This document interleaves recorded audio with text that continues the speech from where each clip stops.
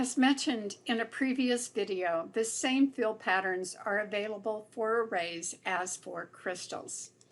Once you select the particular type of pattern, you can customize the pattern using additional controls. The available parameter controls will vary based on the way the array is filled. These can be changed either through the value boxes or through edit shape nodes. Use node editing when you want to edit the pattern visually versus mathematically. With rectangular fill, objects are placed in a rectangular grid. A copy of the shape is placed in the center of the object, and then lines are created from this. There are 4 parameters that can be changed in object properties. Horizontal spacing will define the distance between copies of the horizontal baseline.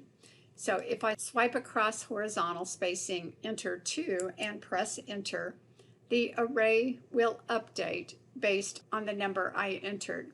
Vertical spacing defines the distance between vertical rows of the object. The start angle values are between 0 and 360 degrees, and it will change the orientation of the object to the vector outline of the object. So as I increase the value, you can see the objects are rotating within the shape.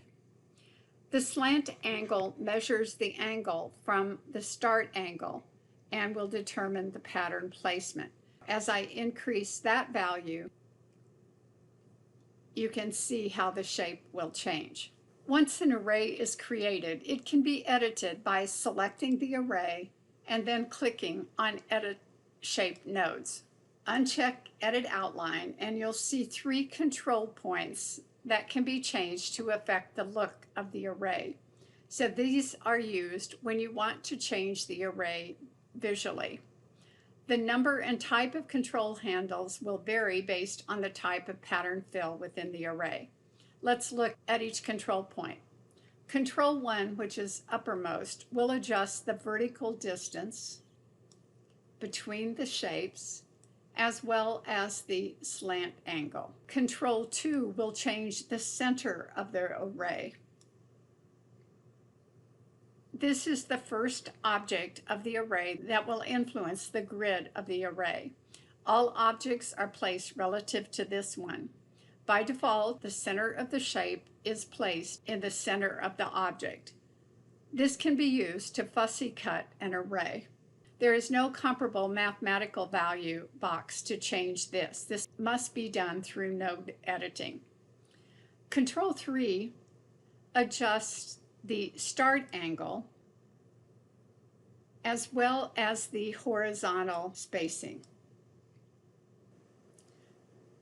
So the distance between 2 and 3 specifies the spacing parameter.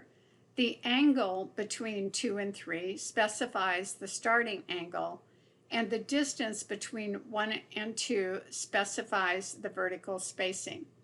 Using the control key as you move points will keep the object on plane and will show you guidelines so that you can snap a control point to a guideline.